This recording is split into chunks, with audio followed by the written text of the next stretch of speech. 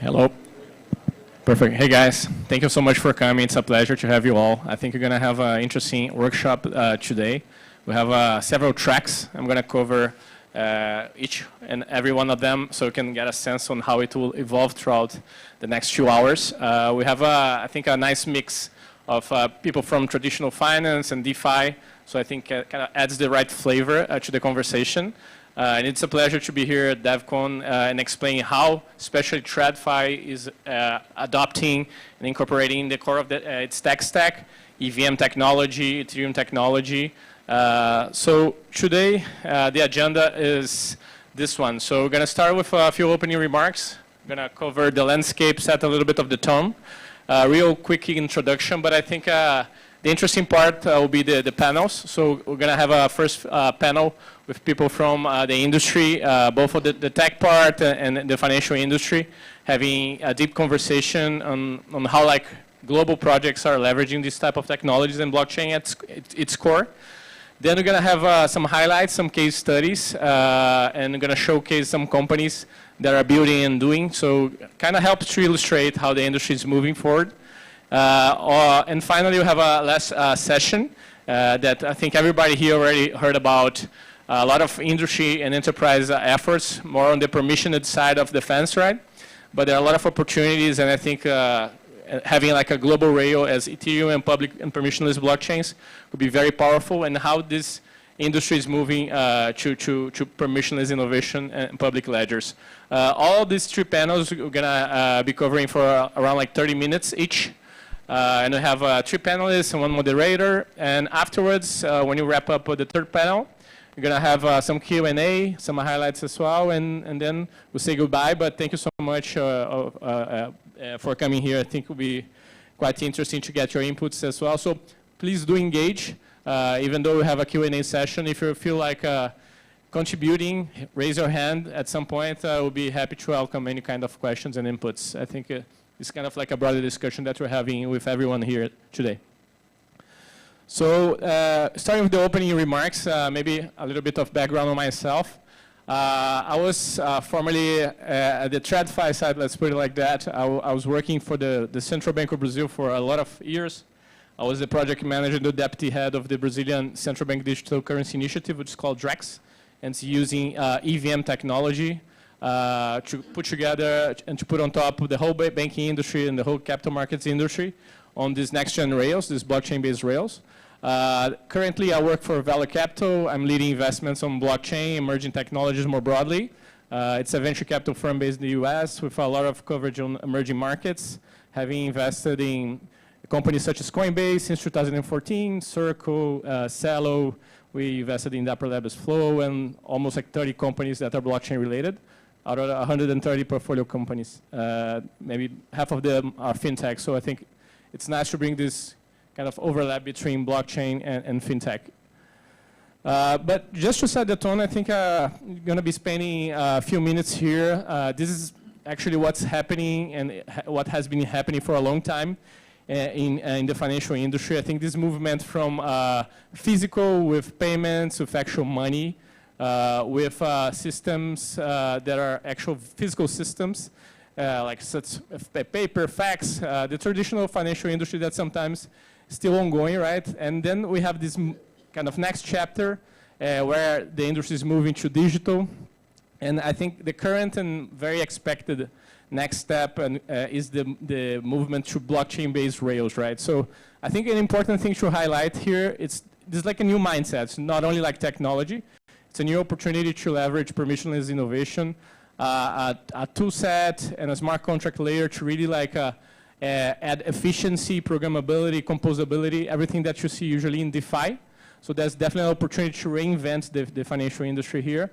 And one interesting part is also when you think about the settlement process, when you're like exchanging assets for payments or payments for payments or assets for assets. So the settlement part, when you think about traditional finance, you have kind of like two steps, like different steps that are part. So you have the messaging part, the information, and the actual settlement like going on in different dimensions. But with smart contracts, you have like everything all together, right? So you have the atomic settlement, you have the information, and the exchange of assets going in the same moment, which kind of unlocks a lot of opportunities as well. But just also to highlight how big is this opportunity, I think you can see this from different dimensions as well. You can see both from the asset dimension. So when you think about tokenization of real-world assets, it's a massive, massive industry. Currently, when you think about public blockchains and real-world assets, mainly stablecoins, which are very big by now. But if you think about traditional finance, it's a multi-trillion-dollar industry, right? So you're going to see probably some tailwinds that are coming from both infrastructure, such as blockchain-based CBDC initiatives, and also regulatory tailwinds, kind of like pushing the market in this direction and helping incorporate blockchain technology in the core of the financial industry. But also, there's an opportunity to optimize the financial market infrastructure, so the back end, the wholesale settlement, the instant payment settlement, with new technology. So think about a little bit of like a type of cloud migration that the banks are kind of like going through still. But we're going to have like a next leg when banks are actually incorporating at the core of this stack blockchain technology. So going a little bit further and double clicking, as I mentioned, we just like in the very beginning of the journey. You think about stable coins.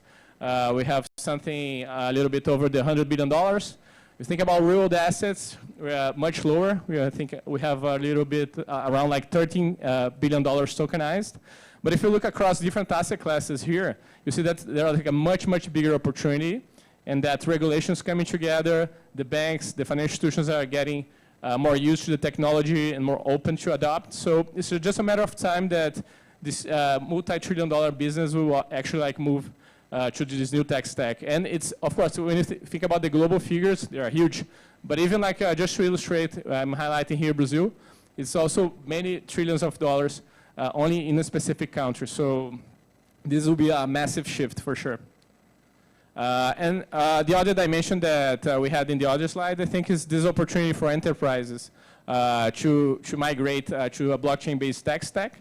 The same with cloud. There will be plenty of opportunities for service providers, for technology providers, to help the banks navigate in this new ecosystem.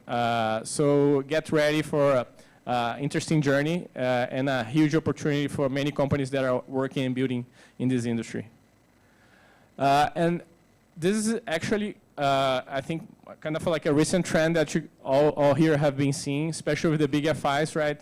Thinking about public blockchain rails as perfect distribution rails for tokenized real assets. So we have BlackRock tokenizing money market funds, UBS most recently, other big FIs as well in the journey for a longer period. But I think one point that maybe is not too discussed is that central banks are actually pushing for this technology. So these central banks, for instance, are incorporating in the core of the financial industry EVM-compatible infrastructure. So if you look across all the banks building on top of blockchain rails, usually 90% of them are using EVM-compatible technologies. And if you look across all the CBDCs that are thinking about tokenization, not only payments, I would say that also more than 90% of all the initiatives are EVM-compatible. So this is how powerful Ethereum EVM is and how much it is contributing to the industry and the traditional finance industry in this journey. This is a personal belief here. I think at the end of the day, we're going to have DeFi protocols, money Legos, a lot of the innovation that's coming from the permissionless part of the fence, right? Public blockchains really helping traditional finance creating and innovate, because if traditional finance is implementing EVM-compatible rails, EVM-compatible infrastructures, it's very easy to leverage the open source innovation, to leverage the tooling, to leverage the money Legos and the DeFi protocols, and to incorporate in the core of their tech stack. So there's definitely like a lot of contribution, but there's definitely clear ambition from specific central banks to interoperate these rails with public blockchains and Ethereum more broadly. So I think this is a discussion that we're going to have here and go deeper on this. And I think this is a little bit of what this session is all about. And finally, just to wrap up this brief overview, this is a little bit the evolution. So people usually don't know too much about how settlement systems evolve. But if you look back, central banks and countries in general, they have a system for wholesale settlement that's called RTGS, real-time gross settlement system. It has been implemented since 1980, so a lot of years ago. And by now we have almost like 80% of all the countries with live RTGS systems. But it's a legacy infrastructure. Most recently, we have some central banks implementing instant payment rails. We have Pix in Brazil, UPI in India, Code in Mexico, Fast in Singapore, so many instant payment systems. But we are in the middle of the journey. We have by now a little bit over 30% of the central banks and countries implementing instant payment rails. And we are in the beginning of the journey with a few countries like Brazil with Drax, we have Ensemble in Hong Kong, we have Singapore experimenting a lot with Ubin and Guardian. You have projects with the RBA, the Reserve Bank of Australia, with South Korea, so, and the Middle East as well. So there are definitely like some countries focusing on putting together new rails which are EVM compatible for broader tokenization of the economy. So we're going to see these trends colliding, and public blockchains and open source and permissionless innovation contributing to this other part of the story. And at the end of the day, I think in the long run, you'll be seeing these networks merging at some point. But it takes some time for this to be implemented on a global level. You have these first few countries that implement those rails, but it's a matter of 10, 15 years to have like a global coverage. And we are just like moving to this current phase of blockchain-based settlement systems. So I would like to invite the first few panelists here. We're going to have a first session on TradFi going on FI. So we're going to have Daniel Marquez moderating, Hart and Sophia and WeeKee as well participating. And I'm going to ask Daniel to introduce the panelists and introduce himself as well. Thank you so much. Thanks, Bruno.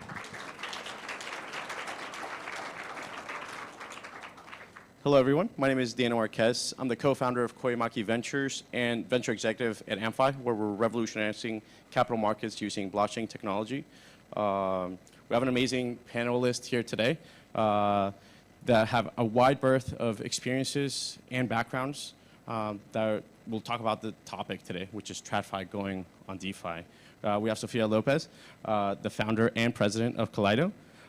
We have Hart Montgomery, the CTO of Linux Foundation Decentralized Trust, and we have WeeKee, executive director at JP Morgan.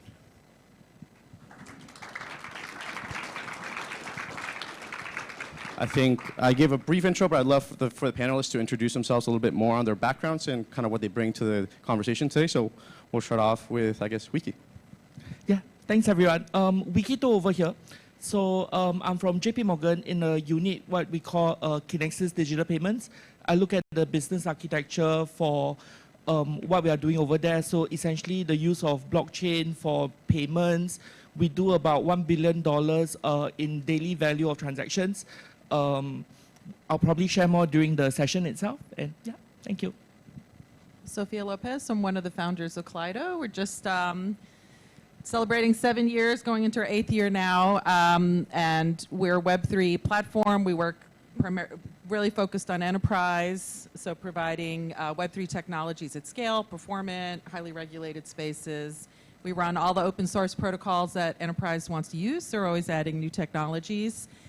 And prior to Kaleido, I had launched the IBM blockchain platform with Steve, who's co-founder of Kaleido with me. So we brought 2 years of learnings from like the early days of enterprise blockchain back to 2015 into what enterprises really need, a full stack of plug and play components and capabilities, and that's what Kaleido offers.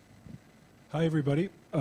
I'm Hart. I work for the Linux Foundation, where I work as the CTO of Linux Foundation Decentralized Trust, which incorporates a lot of Hyperledger, and the ED of the Post-Quantum Cryptography Alliance. I've been at the LF doing open source for about 3 years. Before that, I worked at Fujitsu, where I did blockchain and cryptography research. And before that, I did a PhD at Stanford in cryptography, so I have a background in academia, I guess. Awesome. Thank you so much, guys.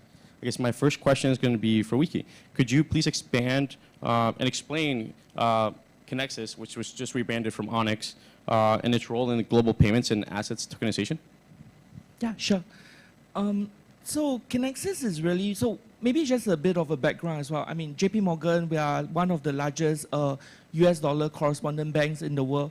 So essentially what we do is we help our clients move funds when you are doing, so you could be banking with any of the local banks in your different countries. If you are moving US dollars, there's a very high chance that ultimately it's flowing through JP Morgan.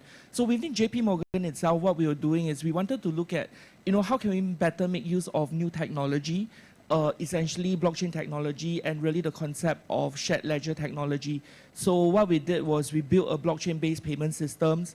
We have been live since a couple of years back. We were probably one of the earliest banks to be live, like transacting with real value at scale using blockchain. So we are built on Quorum. Yeah, Sophia probably have a lot to say about that. Yeah, or Hart as well. But yeah, so we are built on Quorum. So we are EVM-based. We allow our clients to transact in US dollars, euros, across major locations around the world. So one of the typical use cases is a treasurer. So he would have accounts in, say, bank accounts in Singapore, in Hong Kong, in London, in New York. So all of these are in different time zones. So if you look at the more traditional way of doing treasury management, you have this concept of follow the sun. Essentially, everyone works within the daytime, and then they hand it off to the next location in a way at sunset, and the next location continues on.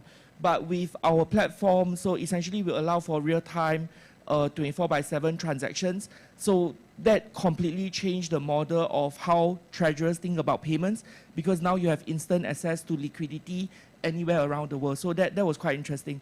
Another big thing that we did was programmability, essentially allowing our clients to deploy certain set of logic within our platform itself.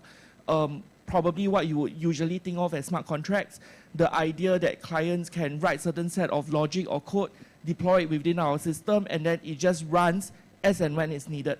So this ties in very much with the whole 24/7 kind of value proposition, because usually we think of it as like, so on a system perspective, we're able to go 24/7, but from an operations perspective, parties are always still have to work.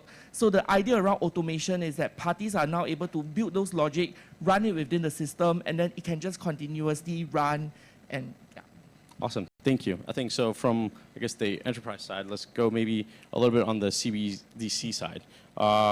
Sophia, Kaleido has worked on blockchain initiatives globally. How does Ethereum-based solutions support CBDCs like those in Brazil and Australia? Sure.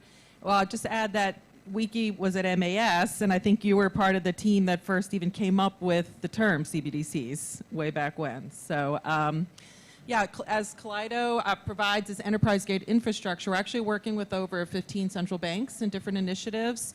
What's really interesting, I think, from an Ethereum lens, because we offer all the different protocol options that enterprises might want to use, is really predominant focus on EVM-based solutions. For example, Drex that Bruno was talking about chose Besu a number of years ago. So now you have the whole Drexification of Brazil with hundreds of banks involved, and they're all looking at EVM and Besu for what they're doing with asset tokenization. You mentioned also Daniel, Australia. We've worked with them with a number of projects going back years, like syndicated loans was the first project with the Australian banks and central banks, Project Atom, and then more recently there was a whole ecosystem pilot, 150 companies applied to participate. We were the basis of an innovation platform using EVM and middleware such as Firefly from Linux Foundation, that Hart, one of the many code repos that sits under his purview there. And it was really great because they put out this call on this innovation platform and said, hey, retail, wholesale CBDCs, bring your ideas, concepts. There were very large multinational players like MasterCard who participated. There were all of the banks participated with really interesting use cases, but also some startups actually launched their businesses on the back of this pilot. And then the way, obviously when you're dealing with the future of money, central banks are very thoughtful about how they're doing their POCs and pilots. So it's really great reports coming out of some of these. The analysis of the use case, a lot of times they might even have workflows, like Swift Phase 2 has a lot of details for each of the use cases they examine. So I think Ethereum, we're seeing predominantly, we're working with central banks in the Middle East, different parts of Asia, like Hong Kong, HKMA has done a number of pilots and work there. Other Southeast Asian central banks, even European, we're involved with the ECB digital euro trials with some exchanges and CSDs, and it's cross-border. obviously with the, Europe trigger mechanism, different payments. So there's a lot of innovation happening on Ethereum. And there's a couple reasons why. I think people really like the programmability. They want to do atomic settlement on chain. And there have been some trade-offs when people were, maybe looking to go into production in a highly regulated space. They might have had to do a trade-off where there was like a notary or trusted party. But now with an announcement last week in a new open source code base, Paladin, you can actually get programmable privacy in a decentralized Ethereum network. So that's very exciting for composable finance, institutional DeFi. Awesome, thank you. I guess for you, Hart, could you introduce us a little bit more about the Linux Foundation Decentralized Trust, and could you provide its overview, particularly in the context of EVM-compatible environments? Absolutely. So who's here is familiar with Linux? I hope a lot of people. Who knows the Linux Foundation and how the Linux Foundation works? Some people? Okay, great. So the Linux Foundation is designed to be a neutral home for open source code. The Linux Foundation solves the problem that if you have multiple people or companies or entities that want to come together and develop in the open, then they can do that in the Linux Foundation even if they don't fully trust one another.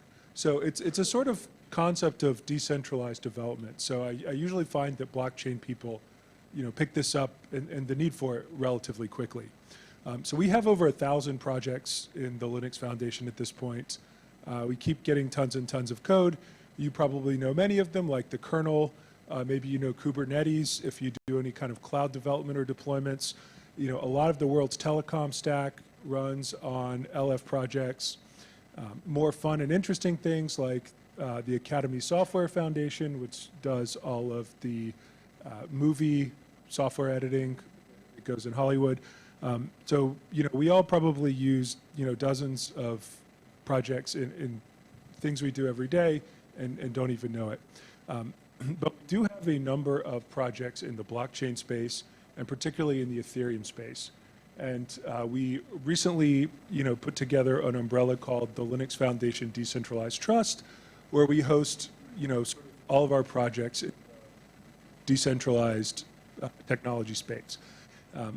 And this is, just for sort of administration.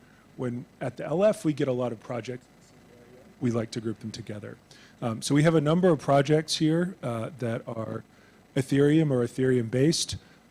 Many of you may be familiar with Besu, which obviously sits in the Linux Foundation. Others, we have tools like Firefly, Sophia mentioned, and Cacti, which are very frequently used in various Ethereum applications. Maybe some of you have used Web3j to set up an Ethereum deployment. So we have lots of interesting Ethereum projects in the Linux Foundation. And our goal is to be that home for open, neutral governance. Awesome, thank you. And I guess back to you, Sophia. Privacy is a critical concern in EVM environments. With the Paladin solution recently made open source at the Linux Foundation Decentralized Trust, how could Kaleido leverage this to address privacy challenges and enhance confidentiality in the projects? Thanks. I'm going to change the answer a little bit to just how can everyone leverage this, because it's open source, open governance, open development. I'm going to tag on to Hart's description. I actually heard Jim Zenlin speak, who leads the Linux Foundation, and he said 80% of all the open source code used in production by enterprises sits under the Linux Foundation. So it's like a clean licensing model, and it's going to be an open community. There's no cost to participate, so any developer here can just contribute to it, join the Discord, pull the code down, etc. So in terms of privacy, one thing I wanted to start with is just privacy can mean different things. And maybe an Ethereum mainnet setting and front running or what people are trying to do there. In an enterprise setting, it's really over the years, the needs have been around confidentiality. So if I give WeeKee $1 million, Hart shouldn't be able to see any of these details. And then anonymity, he shouldn't even know that there was a transaction between us. And then history masking, where no one can sort of reverse engineer the data, the patterns to know that, their transaction provenance or any of the details of the entities, et cetera. So then there's been various techniques. In Tesseract is part of the Quorum code base, and we'd work very closely with the Quorum team. It was the first EVM production code base, and a lot of enterprises went into production on that. But there were, some things that Tessera couldn't do, like around private token transfers. So this new code base is like really the next generation of Tessera, and then adds zero-knowledge proofs, and then also adds sort of a trusted issuer model as well. So there's different patterns of deployment depending on if you want to be like fully decentralized, or if you could be really a network like a Swift who's moving into still being a trusted party, but now bridging between digital assets, CBDCs, and then that business relationship or network might want to have someone in that role.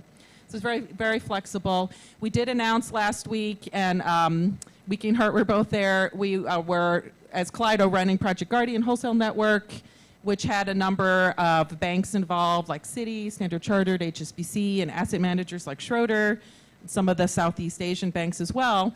And it's a very exciting project that used the programmable privacy, because what they really wanted to do was really the first instantiation of institutional DeFi, where you have true composability and composable finance at the smart contract level across tokenized cash, the bonds in repos, and then funds in asset and wealth management.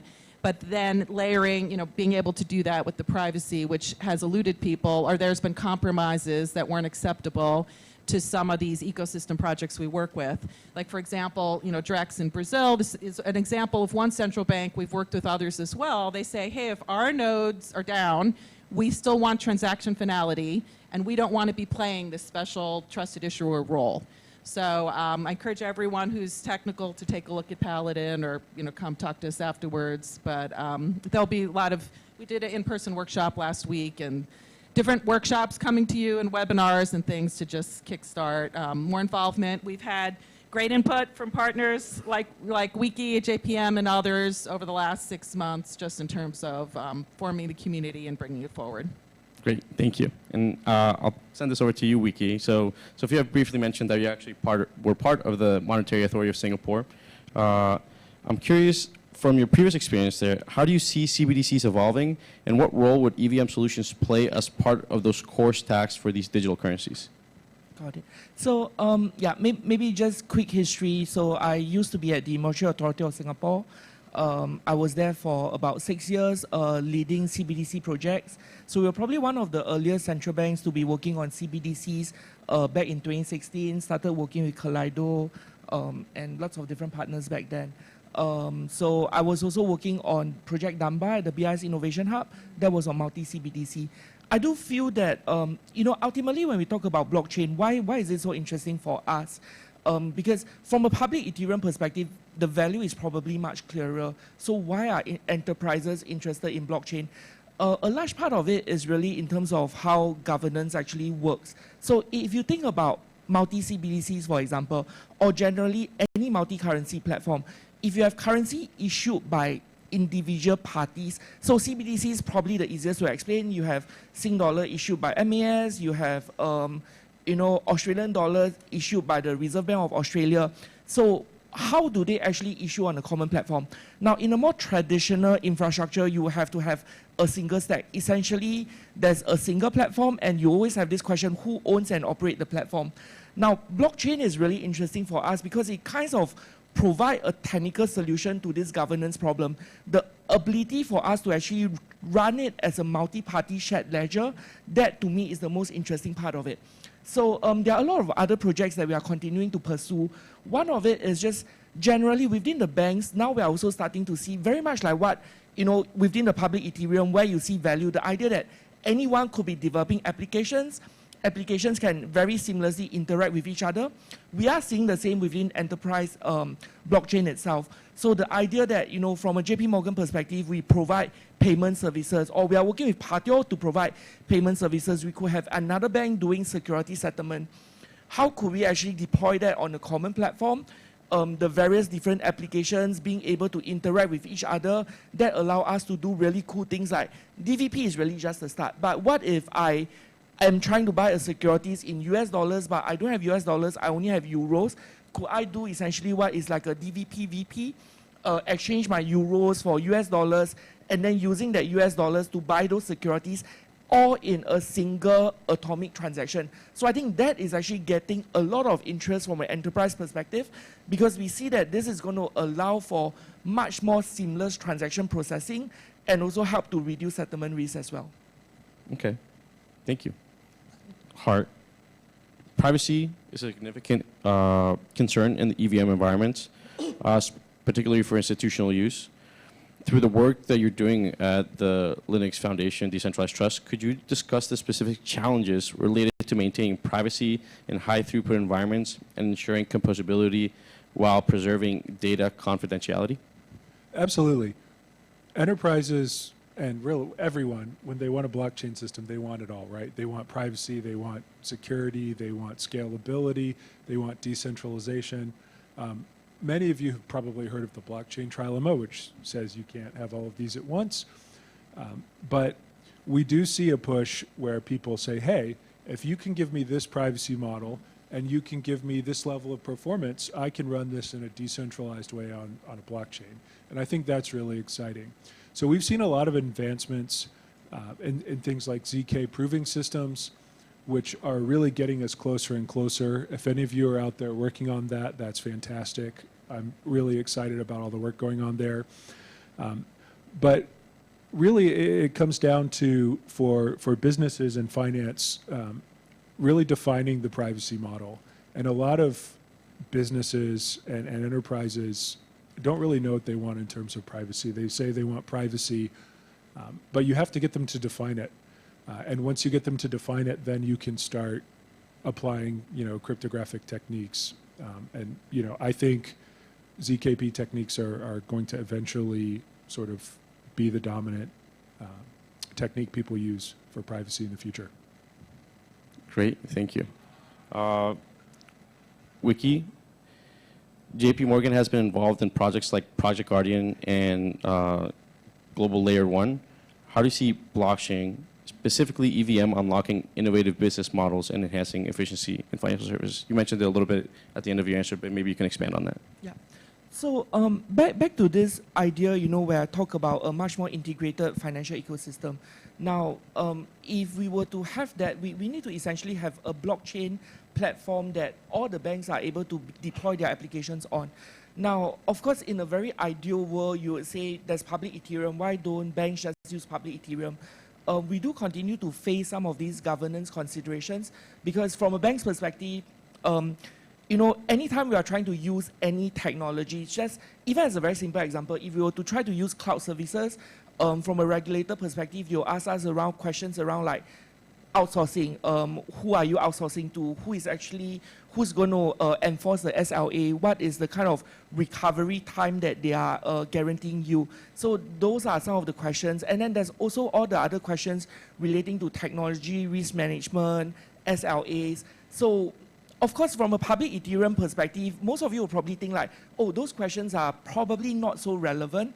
But from an enterprise blockchain perspective, those questions are very relevant to us, because we can only use the platform if we are able to answer those questions. So in the absence of being able to answer those questions using public Ethereum, for example, what we are trying to do is essentially banks coming together to say, hey, why don't we operate a private instance of, something like an Ethereum that we can then all use and we can then all deploy our applications on. So from our perspective, the idea is really a blockchain that is operated by financial institutions for financial institutions. Definitely it's not going to be as open as public Ethereum, but we do think that there's a middle ground where essentially, with a right set of rule books, with a right set of onboarding criteria, it can still be open and accessible to all banks who are able to fulfill the minimum criteria. So that to us is probably the best that we can push in terms of having an open and accessible blockchain network.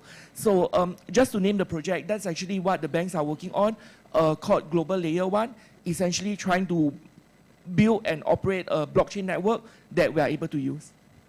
Awesome, thank you. And Sophia, Kaleido has been contributing to initiatives like like Project Guardian to leverage DeFi principles for cross-border transactions and securities. Can you expand on that? Yeah, and maybe I'll do an advertisement for the next panel, because we might be transitioning to them. I think Bruno had a good slide where he showed there's new financial networks that are being built, and global layer 1 or this Guardian wholesale network. There are examples of those, and there's brand new types of networks. There's people like Swift who've done. We ran with over 38 banks that they connected cross-border with asset and cash networks over 4 different use cases for FX and trade finance and DVP. So there's a lot of interesting work happening on the network side, or you see payment processors like MasterCard was also on Bruno's slide. Then you also see banks like JP Morgan and others looking at asset tokenization, and they just want to be able to launch their assets at all these different types of new networks and really get liquidity. You get the global uniqueness with Ethereum, obviously, with the asset types, and you can get this composability even across networks. So what's interesting in the next panel we'll talk about more is there's these new unified ledger approaches, like the Bank of International Settlements is leading, and there's one in production called Enbridge in this region of the world that's been very exciting. There's private initiatives like Partior, which JP Morgan, WeeKee mentioned, who are also trying to do like sort of a unified ledger for FX. And then you have many other variants. So I do think composability across these networks, because there's different reasons and motivations for different geographies or different groups to come together, but you still need that open, interoperable composability across all of those. So I think it is a very exciting time for Ethereum. And you have all the way from the M0, M1, like future of money is changing. And the countries who do that well and faster, they're going to have a competitive advantage versus the ones who stay behind. So I think it's going to be a very dynamic space in the next 5 years. Awesome. I think just to wrap it up, I want to shift a little bit towards the future. So Hart, you mentioned that you guys also are working on quantum proof cryptography and future proofing the EVM. With the advancements in quantum computing, there's a growing focus on developing quantum-resistant cryptographic methods.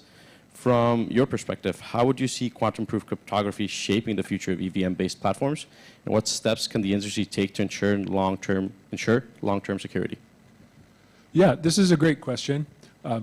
We don't know when quantum computers are going to be able to do things like factor RSA 2048. I don't think there are any quantum physicists in the room. Maybe someone will be here, but so I'm not a physicist, so I don't know either. But the immediate thing to do is if you're storing data on a blockchain in an encrypted form, you need to think about taking action soon. Has anyone heard of this harvest now, decrypt later problem that goes in some people? That's great. So the basic idea is it's on the internet, and especially on a blockchain, if you're sending encrypted data across the internet or storing it on a blockchain, someone is recording that, and it's around forever, right? Particularly on a blockchain, right? This isn't a super common public Ethereum application because space is expensive, but particularly in more enterprise or finance settings, people are willing to post encrypted information on blockchains. And in this case, well, if you have data on a blockchain, right, and someone comes along 10 years later with a quantum computer, and that data is encrypted with, a quantum insecure crypto system, which if you put it on the blockchain today, you're probably using some step that's quantum insecure, then they can decrypt that data, right? And if you needed that data to be secure for, say, 10 years or longer, you have a problem, right? So the most immediate thing to do for quantum security is to assess if you're posting any encrypted data on chain or sending it across the internet in any kind of way that uses public key cryptography. And if you are, think about how long you need that data to be secure, when you think a quantum computer might be around, and adjust your crypto systems to something post-quantum accordingly. From the EVM, the EVM itself doesn't use any encrypted data, right? The big thing is digital signatures. So there's already, a relatively flexible signature protocol in the EVM specs. So that's great, but we will need to transition to post-quantum signatures, and that will be a little bit frustrating because the key and the signature sizes can be substantially larger, something like 8 to 10 times. So we're going to have to think about that with respect to available space on a blockchain. Thank you so much. I think that wraps up our panel. I'll hand it off to Bruno to introduce the next panel. Thank you guys so much. Thanks. And we'll be around if you have any questions.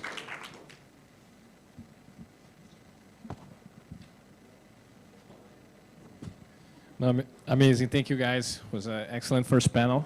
For the next one, I'm going to highlight some case studies, some companies that are already building these next-gen rails that are blockchain-based and EVM compatible.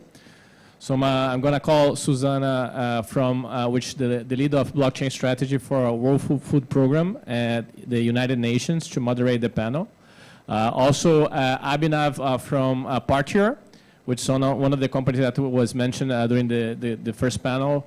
Also, Italo Borssatto, which the lead, product lead at BIS, the Banking for International Settlement in Hong Kong, has been spearheading many projects there with a lot of banks and central banks.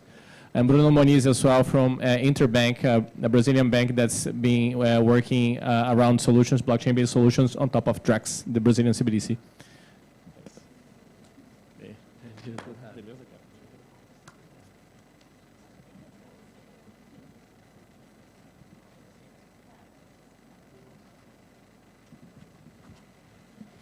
Okay. So, hello everyone. I will start by presenting myself very fast and say a few words that I think are relevant. As Bruno said, I work at WFP, UN, working as blockchain lead. I will not talk about that, but if you want to see more about the work that we do, like disbursing money for vulnerable population, tracked by blockchain, there is a panel, there is a session on Friday, and that I will speak, and I hope you'll be there. But I want to talk a bit about the work that I was doing before this work. I joined WFP 3 years ago. Before I was working for 14 years on Brazilian Development Bank. In there, we created, in 2017, we were exploring, we were launching a token to track the disbursements of the bank. In that time, it was not, the people in the bank was not comfortable on using public Ethereum. We are in 2017, right? And then we decided to create, as a development bank, we also decided to create a Brazilian network. And what I want to show you is that at that time, enterprise blockchain was really, really strong. And there was a kind of a huge discussion in the community, which platform should we use? And there was a huge lobby for using no Ethereum ones. But at that time, we would already think, we are already thinking that it would make sense to us to be in open source, to be like in a public permissionless network, because we would imagine that these things that we are discussing today are relevant. So we would imagine that we want to be compatible with the things that we are discussing today and all the development that the Ethereum community is doing. And maybe in the future, we would maybe even be in Ethereum again. So I'm very happy that we made that decision. The same decision was actually made by the Brazilian Central Bank as well. So both networks are now created on BESO. That's also Linux Foundation. And that's, yeah, I feel like very connected with this panel because of this. Having said that, I will stop talking and I will start asking. So Italo, Bruno, and Abi, please, like 2 sentences to introduce yourself. My name is Italo Borssatto. I work at the BIS. BIS is the bank for international settlements. It's the bank for the central banks, people call like that. I came from the Web3 space, and I joined it recently, a year and a half ago, the BIS. And I'm an enthusiast on blockchain and decentralized identity. Yeah. Okay, my name is Bruno Moniz. I'm a blockchain engineer at Inter. Inter is one of the most innovative banks in Brazil, and we work with a big super app that have like shop, e-commerce, and non-financial apps. It's a lot of stuff. We launched the social media in the same app. So we strongly believe in the Vitalik's pathway, you know, the financial and non-financial apps. So we're trying to build these stuffs. And we are also working with some international initiatives on CBDCs and on the DREX don't know, someone here heard about Drex and know what is the Drex? So you definitely need to know more about this stuff. So if you're looking to build on-chain stuffs, you definitely need to meet the Brazilian CBDC project. We are doing an incredible framework for build on-chain stuffs here. Yeah, hi, good afternoon. I'm Abhinav. I lead the client solutions and pre-sales for Partier. I think previous panel actually talked about Partier a lot. I think what we do is fundamentally we provide a shared ledger infrastructure for banks to be able to do real-time payments and settlement. And it can be for any type of payment. It can be for a commercial payment. It can be for FX payment or for a security settlement. So I think that's what we do. From a background perspective, I'm not a technologist like Web3. I've been always working with the traditional banks. I've been a kind of a payment enthusiast, work with those to figure out how we can transform their payment journey for the banks, and that's from where I came from. And then I decided to join Partier because I see that we can do actually disrupt the payments business. Amazing. Thank you so much. You start with Italo. So Italo, can you explain, first of all, what BIS Innovation Hub is, what projects you are working there, or you are being involved in the past, and how it is advancing the infrastructure of payments? Okay, so like I said, the BIS is the bank for the central bank. It is an institution that was created by the central banks after the World War, and it is maintained by more than 63 central banks around the world. And a few years ago, 5 years ago to be more exact, they decided to launch this initiative, the Innovation Hub. So they launched six centers around the world. I'm working in the one in Hong Kong. And basically what it does is to experiment new technologies and deliver that as a public good for the central banks. All the projects are, we try to keep them in the experimental phase. So they are usually POCs and prototypes. But you'll see if you read the reports, and it's more than 40 projects so far, I mean, between all the centers. You see a lot of concepts from the DeFi space, Web3, blockchain, DLT technologies, right? You see a lot of that, but always from the perspective adding the regulations, stronger governance in everything. So it's interesting to take a look. And a lot of them focusing on CBDCs. And that's what I do also in the Hong Kong Center. So there are projects like Dynamo, Ambridge, Genesis, Safe, Aperta, all of them using new technologies for the central banks. Thanks. Okay, so Abhi, please, can you provide an overview about the company Partier mission and how it emerged from project Ubin? It's good that you explain the project as well, of course. And it would be nice if you could comment how it relates with the BIS. Yeah, so I think Italo mentioned about the fact is that from a central bank perspective, they do a lot of projects, and I think for right reason for industry to move, and that's where kind of Partier was formed. Partier Genesis is Project Ubin.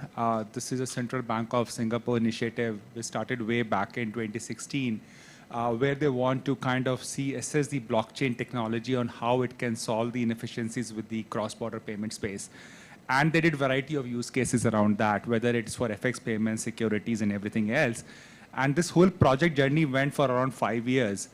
And when it was done with over 20 plus financial institutions, everybody liked the idea, but somebody has to commercialize it. Being a central bank, they can't commercialize it.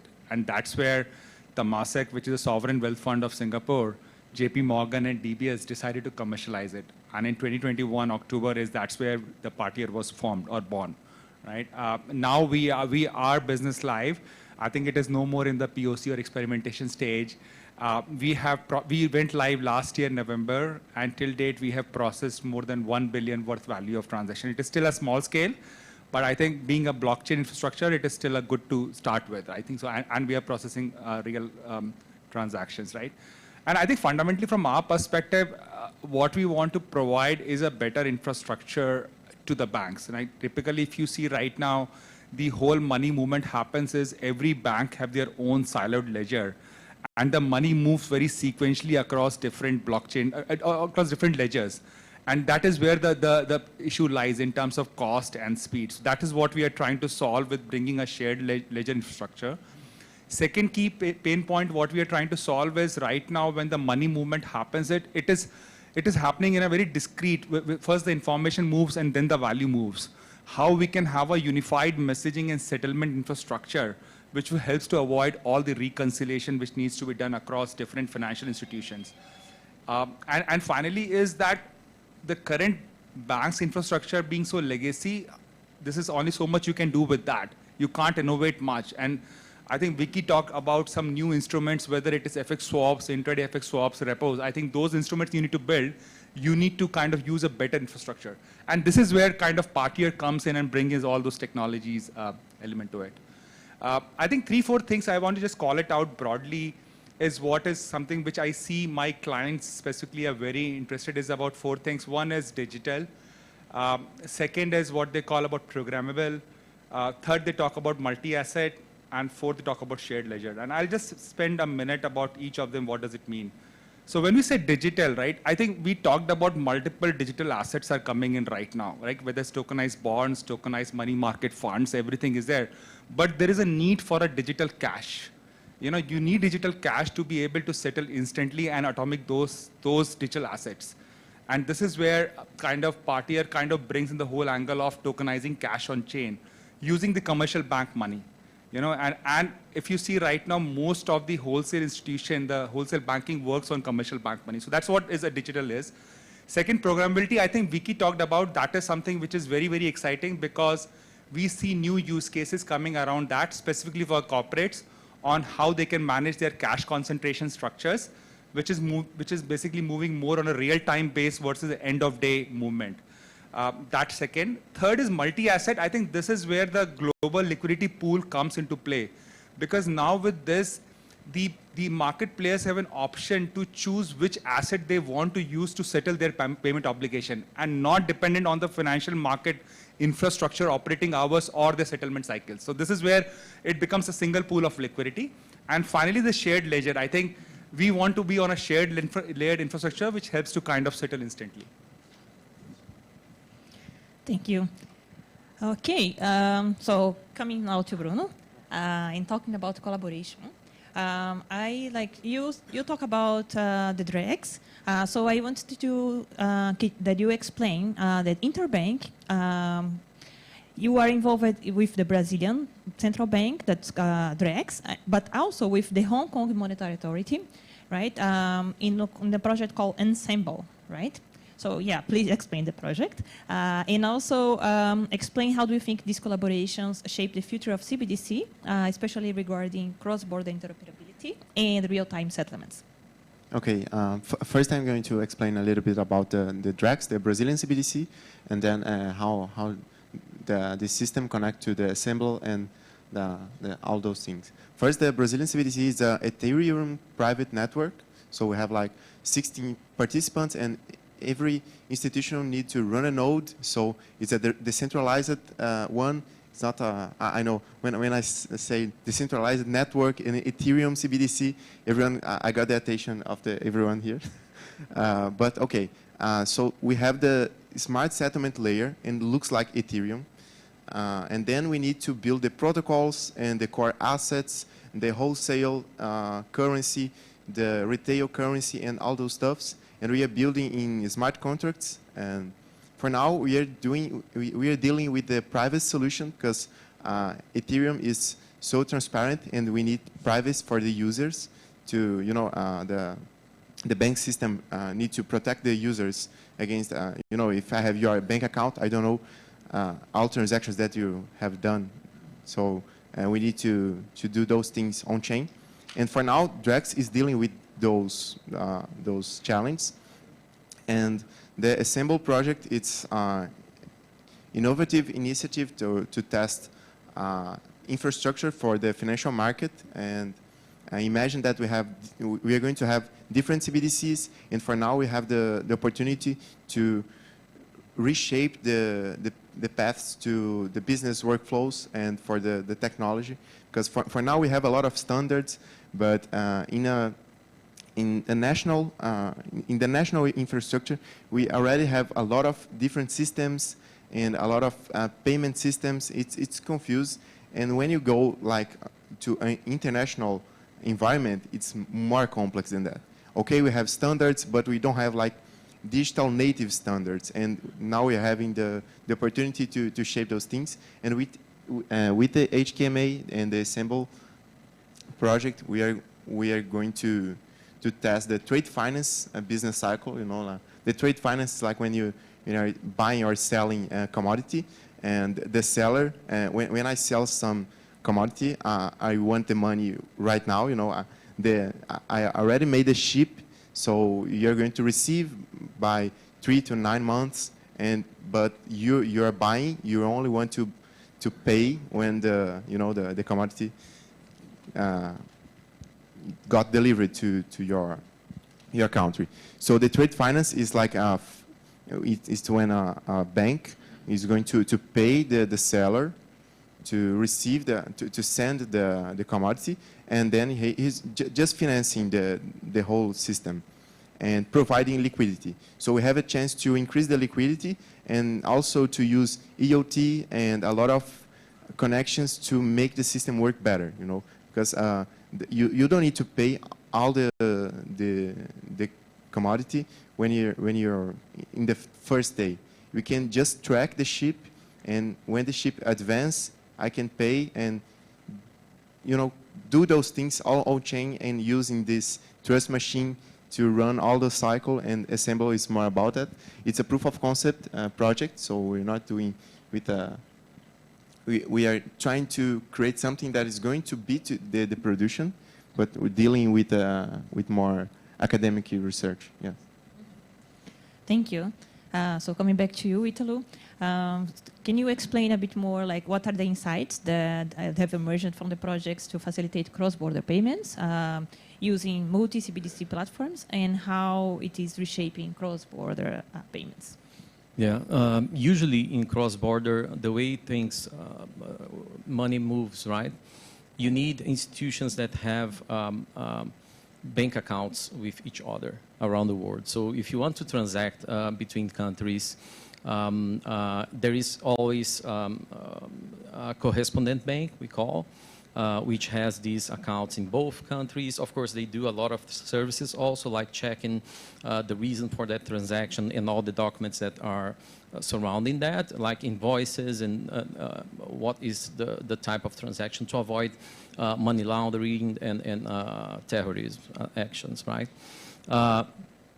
So sometimes we forget that. And usually if you live in a country where the currency has liquidity with other pairs that you want to transact, it's easy because it's more instant. You have more options of correspondent banks that will deal with these transactions.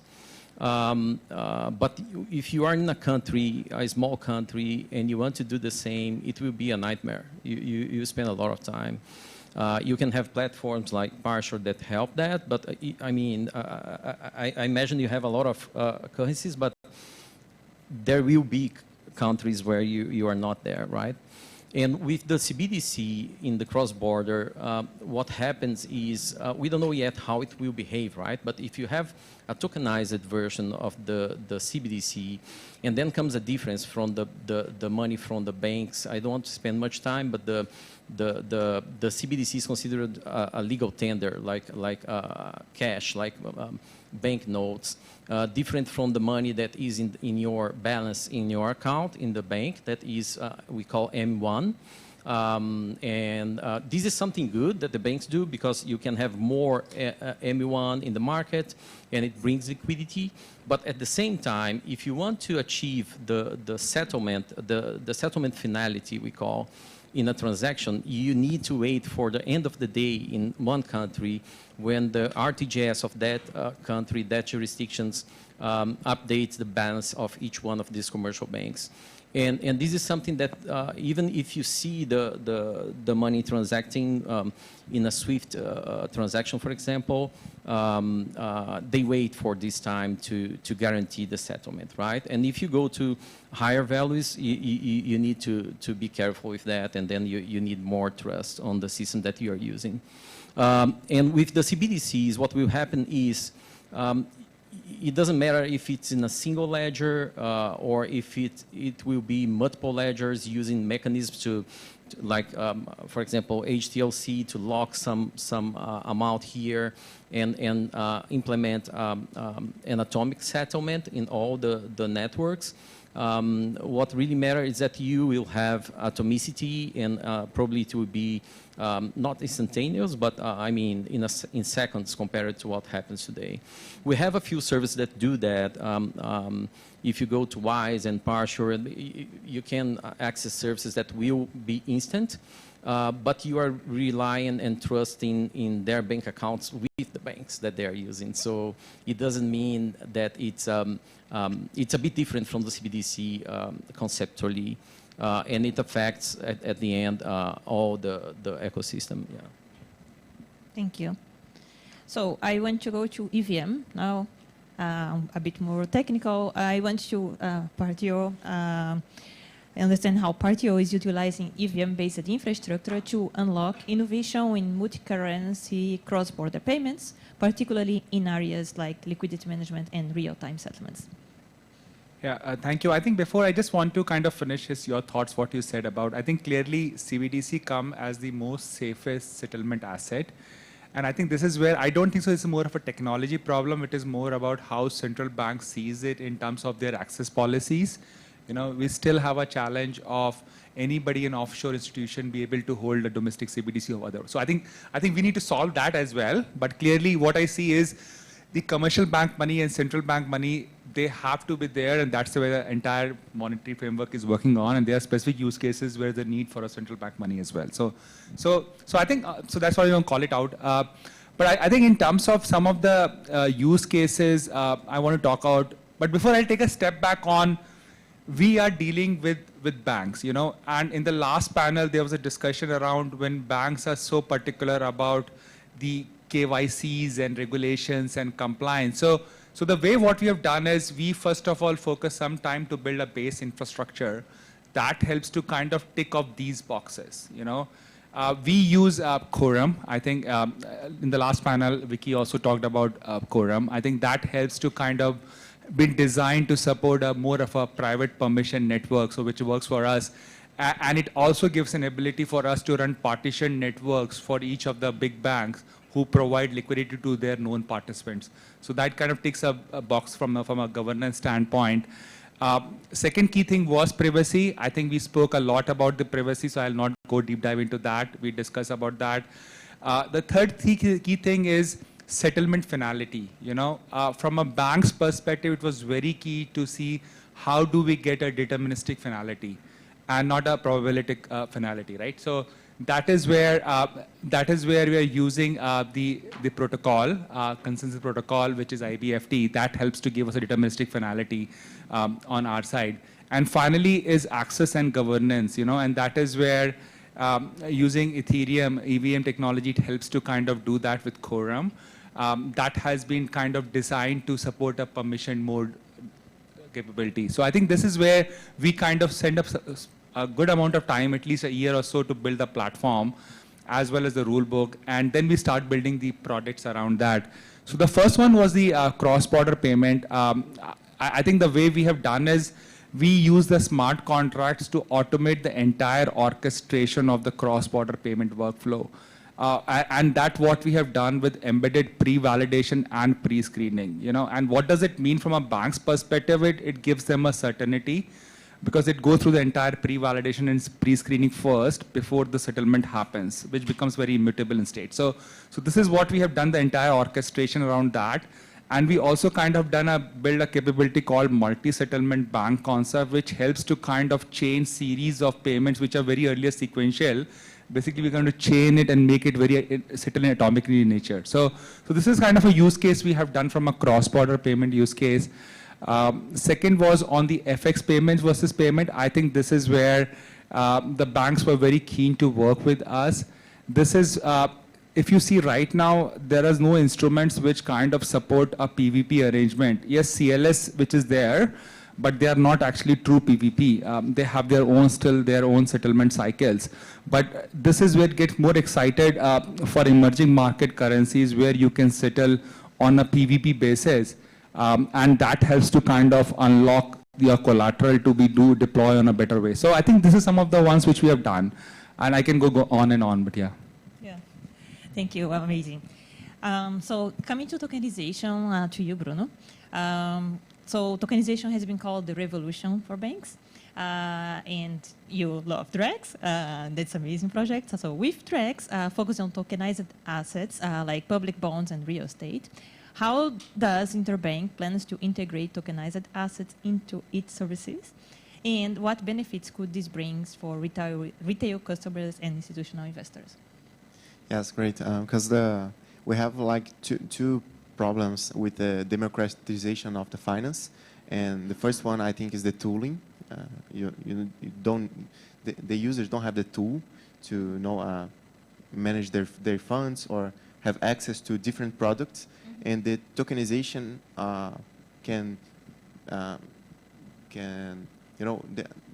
by tokenization we can create new products and make the ones that already exist even cheaper to the client. And having a settlement layer, a smart settlement layer, where we can create official deposits and official digital products like credit, like the ID of your car, or maybe the property rights of your own house, and those things on a chain that the central bank and the whole system integrate with. You're going to create a lot of products. But like DeFi, imagine we can bring DeFi to real-world assets using the official CBDC. But the second phase is like, okay, now we have the tools. We can bring a lot of things from DeFi, but the tool is just so weird to use. And in DeFi and the public blockchains, we're having this issue. The experience is so fragmented, and it's hard to use crypto products. It's getting easier, yes. It's getting even better. We have a lot of products that integrate with different chains and different products. And in the financial landscape, we also have those problems. We have a lot of products, but the tooling is difficult. And this is where Inter comes, and we have a important super app, and we saw the power of integrate non-financial apps to financial apps, and how to really create value to the clients. Because for now, you can use your bank account to access investment, not only in a free way, but in an easy way, because you have artificial intelligent agent that can understand your expenses and understand what you can do and what you can't do, and how can I achieve my goals. If I want to buy a new house, how can I do those things? And this is not it's something that digital tokenization can improve, but the user experience is something that we can do with blockchain and without blockchain, but with blockchain is better. Amazing. So yeah, continuing on tokenization, to you, Italo, now we want to know a bit more about BIS, how BIS is collaborating with the Hong Kong Monetary Authority on the initiatives like Project Ensemble, and how it will enable interbank settlement of tokenized assets. Okay, so the Hong Kong Center is independent from HKMA. We are in the same building in Hong Kong, a beautiful building. So we cross with the team from the HKMA all the time. So there is this proximity. All the projects that we have there, of course, they are aligned. They know what we are executing. We discuss with them. But in the project Ensemble, the participation of the BIS is very minimal. We are only part of the architecture community that they built. Just adding, it's similar to Drax. They have multiple projects as well. It's not only the international trade. Yeah, they explore the tokenization of bonds and also in the cross-border scenario with green bonds specifically, they will try that. But yeah, many other types of settlements with not only payments, but with real-world assets in the middle. Yeah. Amazing. I mean, I still have lots of questions, but I don't have time. So we'll need to finish now and come back to you, Bruno. Thank you. Thank you.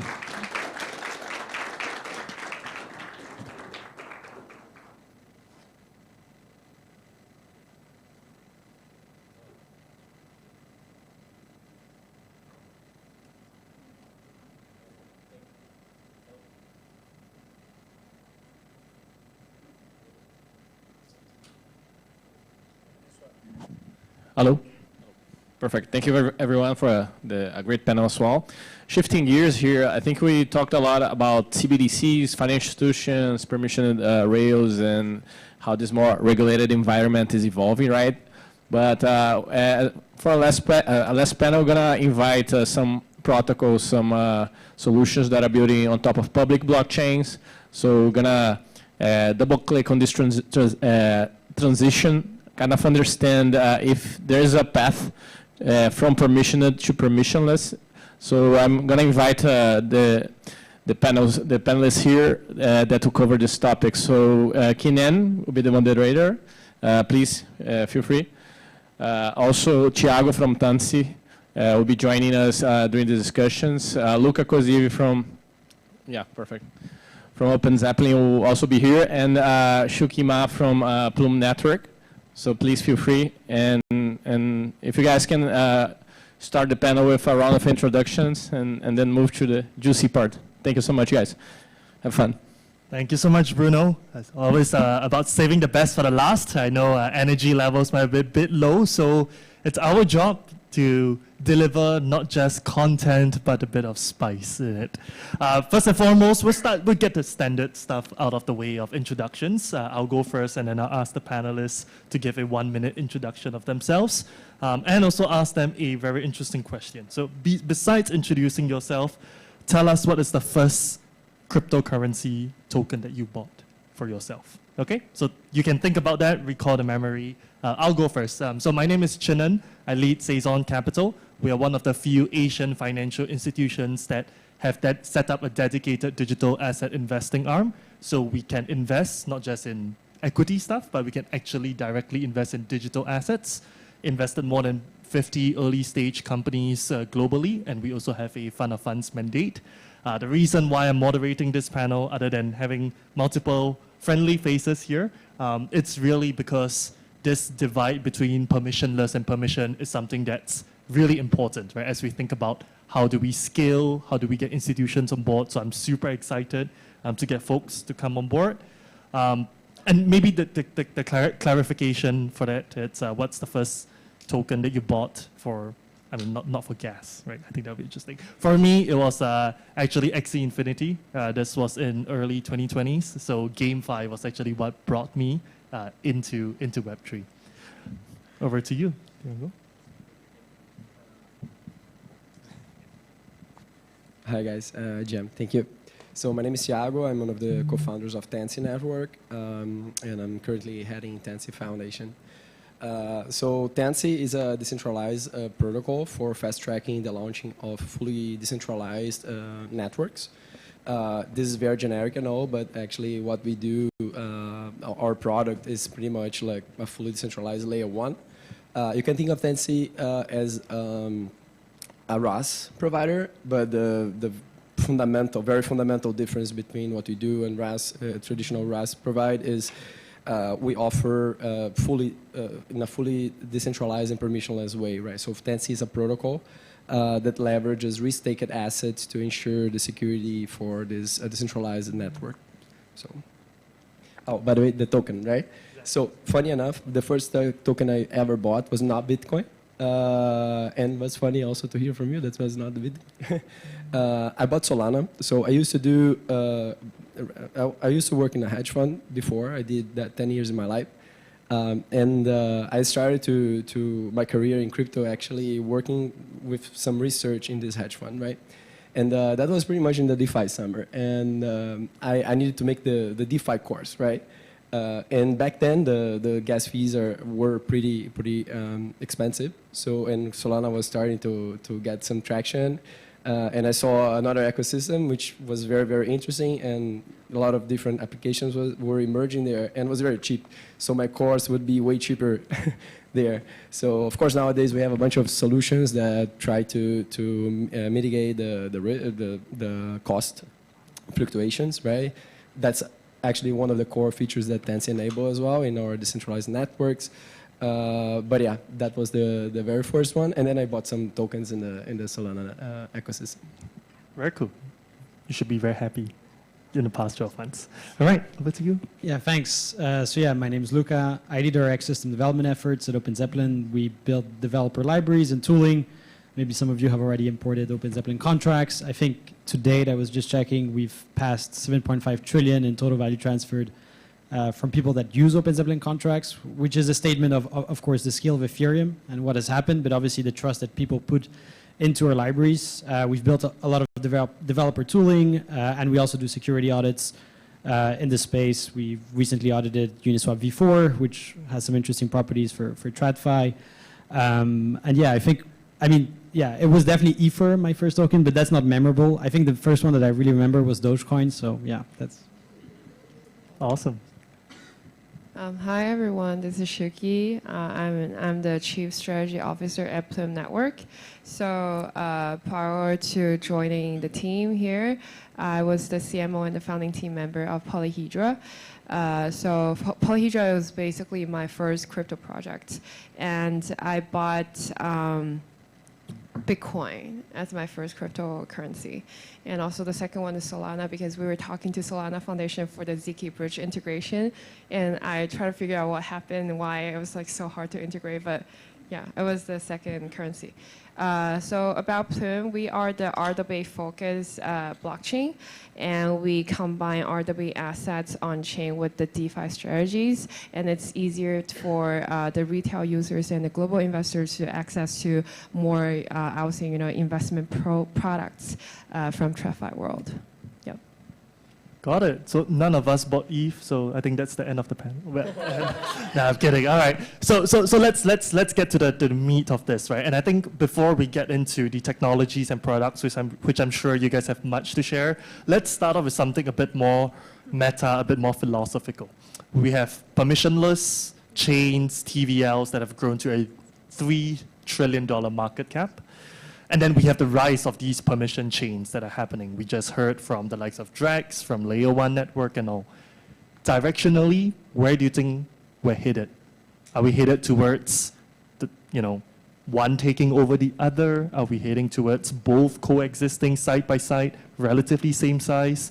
Kind of where will we be? So that's a good question. I think and maybe I'm biased to answer that, considering that we are doing a lot of work in the app chain space at Tencent. So I think we are leading to this multi-chain world that we always kind of dream and spoke of, but in a way more integrated way, right? So today we are very sophisticated in aggregation layers. They're pumping, the bridging, and in general messaging protocols. I think that's stronger than ever.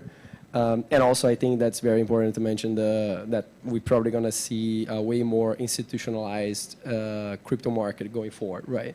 Which might change fundamentally many things.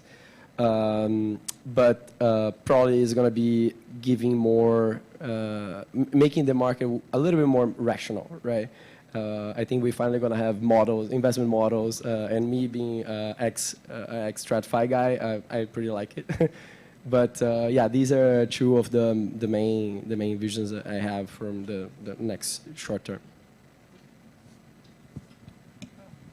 Yeah, so for Plume side, we've been seeing a lot of interesting institutional moves, because we got a lot of, we're actually talking to a lot of people in the United States, in Singapore, in Hong Kong, and we noticed that a lot of I'll say institutional partners think of us as the distribution channels, and also, you know, so for some permission blockchain, like with the fully KYC one, they're using us as one of the distribution channel using our tool called Skylink. It's basically passing the yields back to the blockchain users with the more interoperable way, using the bridge, using the interoperability relayer network.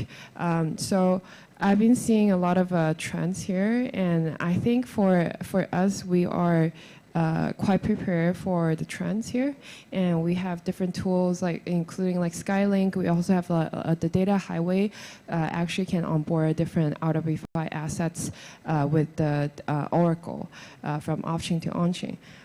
So yeah. Yeah, I think from what we see is, yeah, definitely permissionless environments are getting more traction.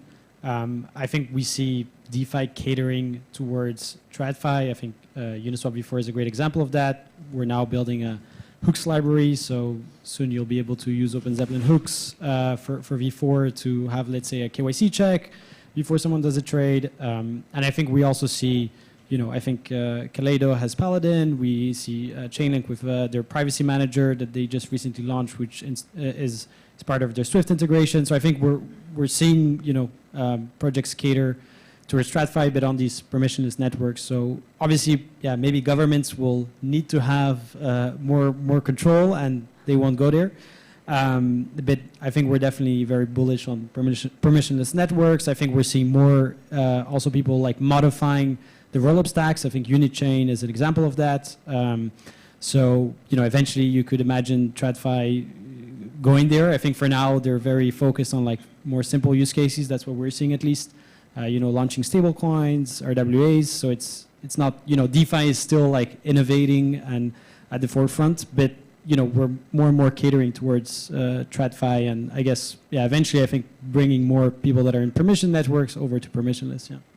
Very cool. So it sounds like both will exist side by side, and there's already tools that are being built to connect them both. So maybe let's unpack that one layer deeper, right? It's like an onion. We try to get deeper and deeper each time. Let's really focus on privacy, which is sort of what the core topic that was built out. I always find that privacy has a bit of this irony or contradiction. On one hand, of course, you want your transactions to be private, right? Especially when it comes towards real-world applications. You don't want the whole world to know how much you have, what you're doing, and so there's already a bunch of privacy solutions. But on the other hand, you know, when it's talk about getting to the real world, the government doesn't really want it to be private, right? It wants it to be private until, let's say, something bad happens, then it sort of wants you to make it unprivate so that they can see who it is. So I would love to hear kind of from a product, from a technology standpoint, because each of you are solving this in very different ways, very different value propositions. How do you think about this privacy issue, especially in sort of a real-world context where you want to be private on one hand, but then someone might knock on your door and say, oops, you know, can you not make it private? Let's make it public to me. So I can start first. So from, you know, for such a long time, I've been talking to all of the banks and a lot of institutions about the ZK solutions when I work at, you know, Polyhedra. And I think, you know, for Plume, it's going to be the same, but it's going to be more flexible. So how we're fixing this like privacy preserving issue that we're facing for most of the, you know, institutional partners or, you know, required by MAS, HKMA, or other banks in the world is actually using the zero knowledge proof technology. I think it's actually the future because it can be selectively privacy preserving. So it can encrypt the message that you don't want to get revealed to the public, but you can also selectively, you know, open the key for the key, I would say, manager of the message. For example, like MAS, if they want to check on the message every time on the transactions, we can pass them the encryption key to them. So they have the key, they can open the message, they can check out what's happening there, but also for the banks itself, they can also check on the, you know, transactions. To most of the retail sorry, let me just interrupt you right there. Who gets to decide who gets the key? Is it So Plume or is it the project? I would say the project, because it's we're permissionless chain, and we provide the tools for everyone, so we don't interfere, their development. But they get to choose, like they get to choose the owners of the keys when they're doing this like privacy preserving selection, and also on the other side for Plume, because we're permissionless, right? But we definitely don't want like dirty money to come in, and we don't want, but on the other hand, we don't want people to do like KYC all the time, and like for the privacy issue, a part of that, we actually build this like money laundering firewall. It's a chain level firewall. So for everyone, for every single cryptocurrency come into Plume, we make sure that it match with the AML standard globally, and also we have it paired with the privacy preserving key that can be selectively disclosed to the key partners in our blockchain ecosystem. Yep.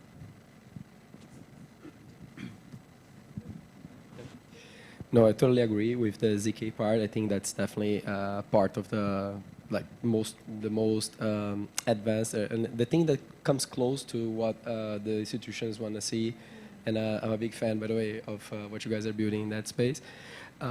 We at Tansi, we can cover a large number of use cases, right? And most of them are more degen use cases, DeFi use cases.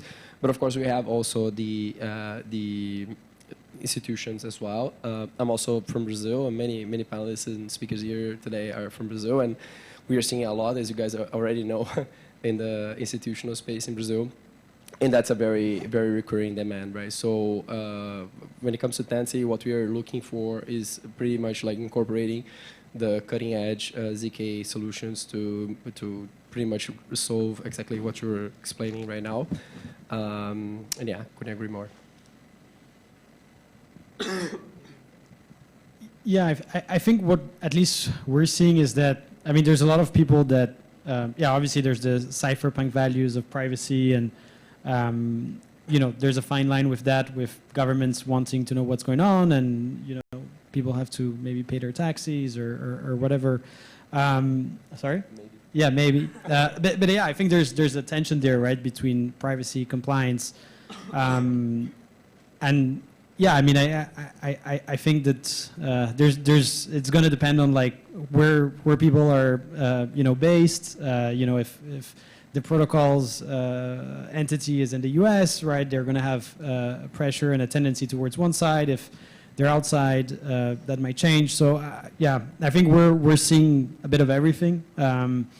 There's still people trying to push for full privacy, full cypherpunk values, and I think that might stand in some places. And I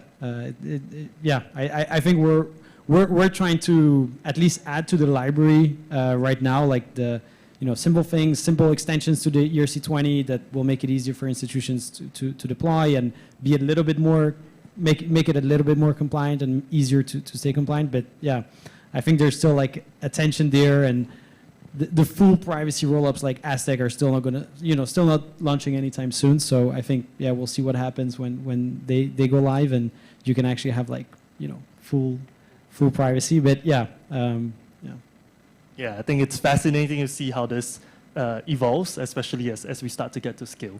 Okay, so we checked off the privacy box. Let's talk about the interoperability segment. And once again, this is another one of these paradoxes or oxymorons, right?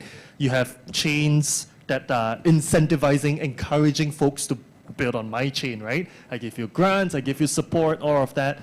And at the same, so the idea of doing that is to get people to build on your chain. But at the same time, there are so many other chains out there that you need to sort of be interoperable with.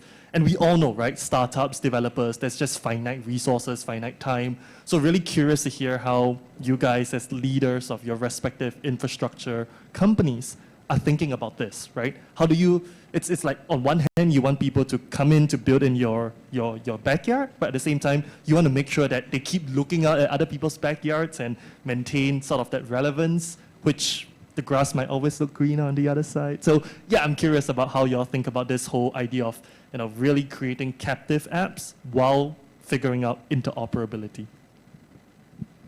Yeah, I can kick it off.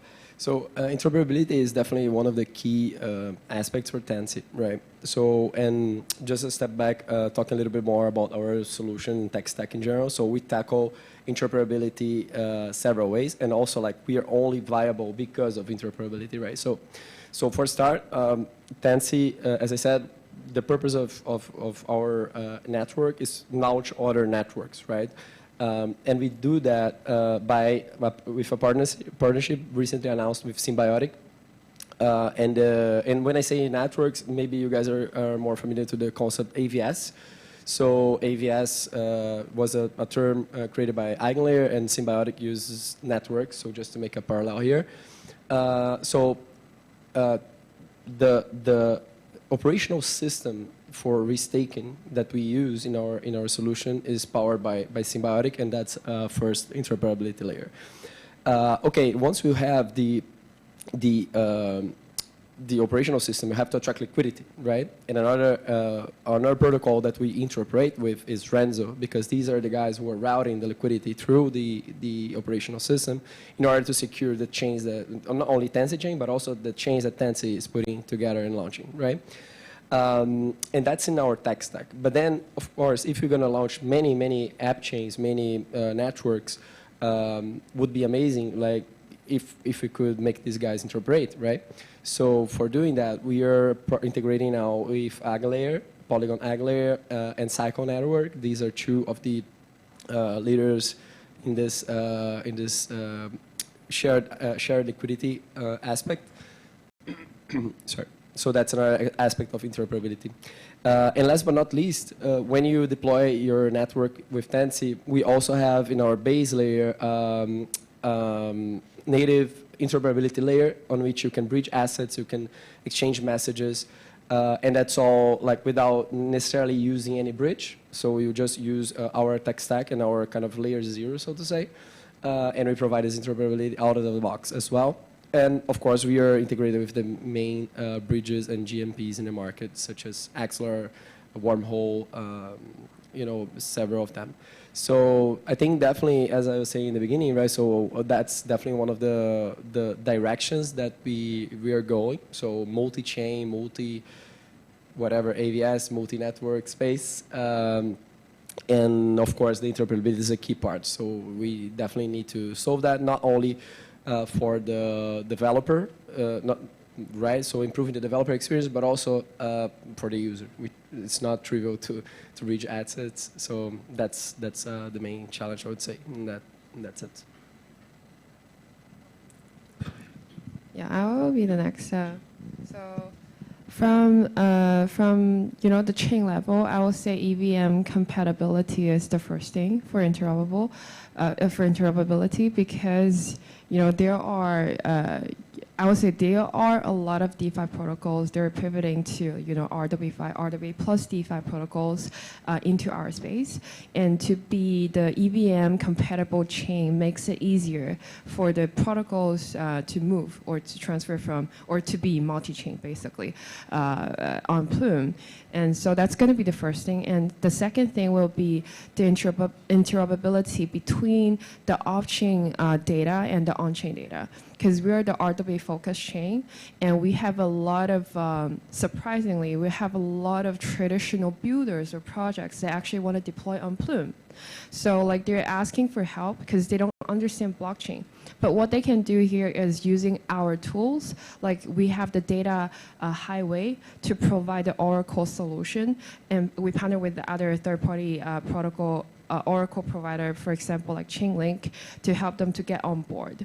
But with all of those like traditional builders or traditional projects, brands, IPs, they can actually onboard on Plume with Data Highway easily, because we have the interoperability from to provide for them from off-chain to on-chain. And the third thing is the thing that we're building on chain, the interoperable RWA yields. So which we can take in the assets from other chains, like for example, like Ethereum, of course, and some other like big layer 1 and layer 2s, we can take the assets from their chain and then deploy into our RWA staking pool. So their users stay on their chains, but at the same time they can get the RWA yields passed back from Plume to their chains. So that's also kind of like the yield liquidity pool that we're building for other chains too. Yeah. Yeah, I think interop, I mean, if you're going to talks or you've been on like crypto Twitter over the past few weeks, you've seen it, I think a big topic. Please be loud about it, whether that's complaining or building towards it. Like, I think for the sake of Ethereum, you know, we've scaled, it's amazing, we have all this block space, but it's quite messy. If you've used a DEX or even just a wallet, it's not a good user experience. And I think as we merge with TradFi, we want to make sure that we are the better user experience. So, I mean, yeah, we have been working on a standard. We actually tried to introduce cross-chain into the Open Zeppelin contracts library more than a year ago. We had to deprecate it. It was very hard to keep up with all the roll-ups. We've actually just published a new standard, 7786, if you want to take a look at it. I know there's a lot of other standards out there. We're trying to gather. There are a lot of people meeting this week, and hopefully we can, you know, agree to a way forward when it comes to EVM to EVM. Yeah, messaging. Obviously, there's a lot of like interop providers like Chainlink, Wormhole, Axelar, Layer 0, and some others. But I think it's important that we get to a standard. And I think in the previous panel, someone mentioned that like, yeah, the tooling and the user experience is not great. I think, yeah, it's because we have all these different providers. And so, yeah, I think it's definitely a big focus for us. You'll be able to, yeah, see the proposal we made. Eventually, that this will come into the library.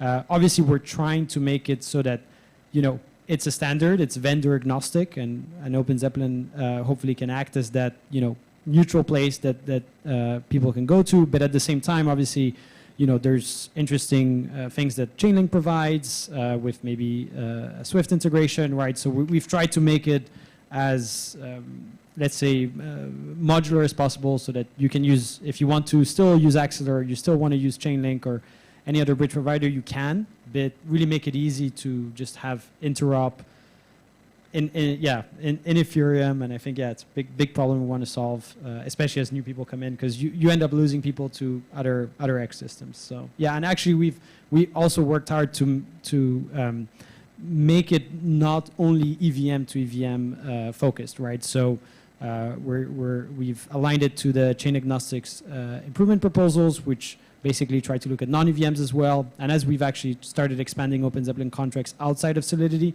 we've tried to align our interop standard with that. So that should also help, I guess, with TradFi and maybe some permission chains that are not EVM. But yeah, I think that's big focus, yeah. Very cool. So we're almost at time. So maybe in the last 1 minute or 2 minutes, what I would love is for each of the panelists to share how you can support the builders, the developers, the founders in this room to really, whether it's on permission or permissionless chains. I know you guys have already shared a bit, but maybe just in 30 seconds to 1 minute, share, you know, how each of your infrastructure, your blockchains can really support the audience here.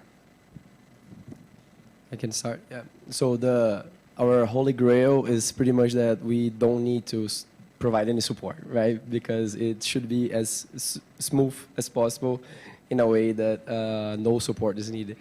Actually, all the framework that I described is codeless, right? So when you deploy your network with Tansy, it's pretty much like installing a software in your computer. So you just go next, you give some parameters, and that's it, right? So at the end of the process, which take about 10 minutes, you deploy your own chain, and this chain has already connectivity to wallets, block explorers, indexers, RPC endpoints, all of that, all the interoperability that we just described.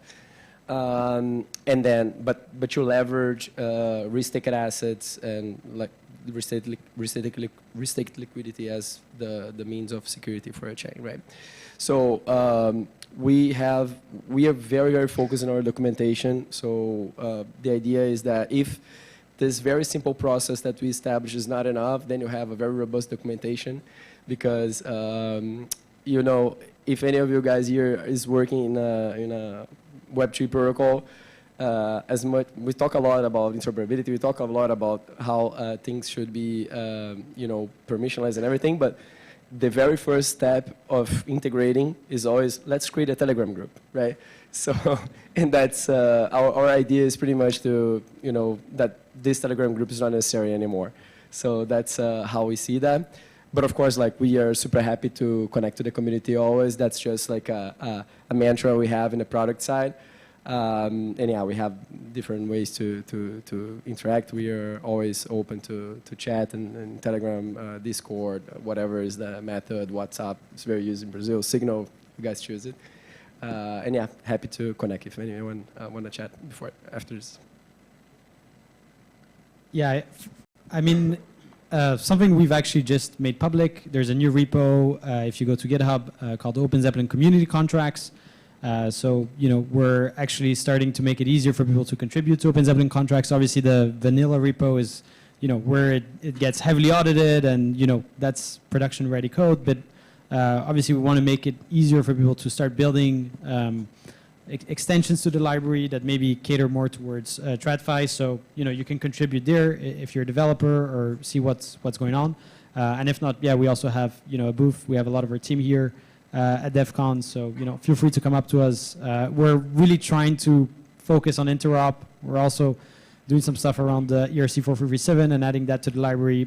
But if you have some cool ideas around like compliance and privacy, we're always happy to hear. We're trying to, I don't think we have a clear path forward to what we add to the library. So yeah, we're still in a research phase there. But yeah, if you have any ideas there, I would love to talk to you.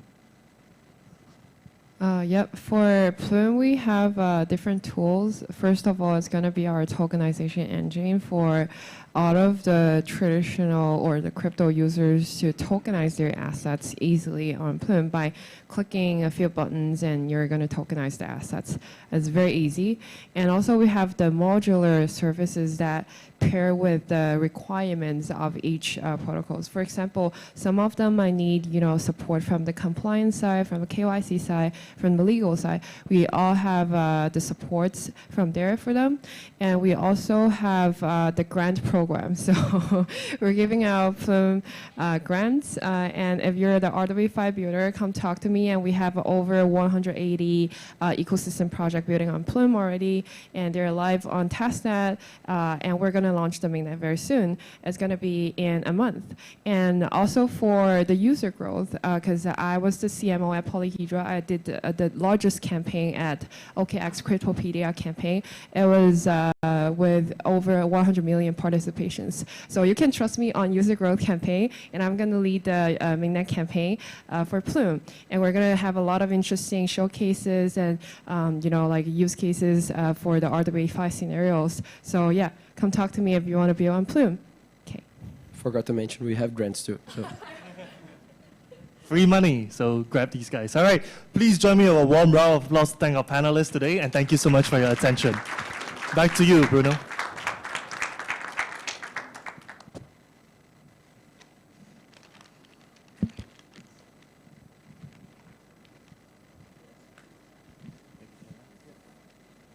Well, we are almost wrapping up here, but still have a Q&A session. I'm going to invite Camila Rioja that going to lead this last panel.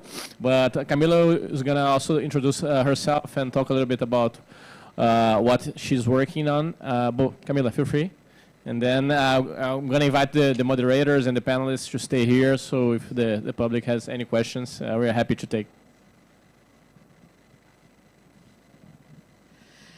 Thank you, Bruno, for the opportunity and everybody for being around. What a journey, right, so far. For those of you who don't know me just yet, my name is Camila Rioja. I am the founder and president of, wait a second.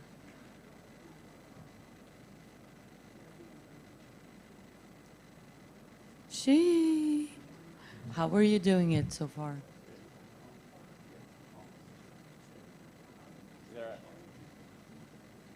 Let me give it to the master, because maybe it only replies to Bruno. But while he tries his best, my name is Camila Rioja. I'm the founder and president of Plexus Institute. an institute focused in democratizing access to the benefits of emerging technology. I'm here to do a very quick intro on something we would love to collaborate on with you guys, and also make an invitation.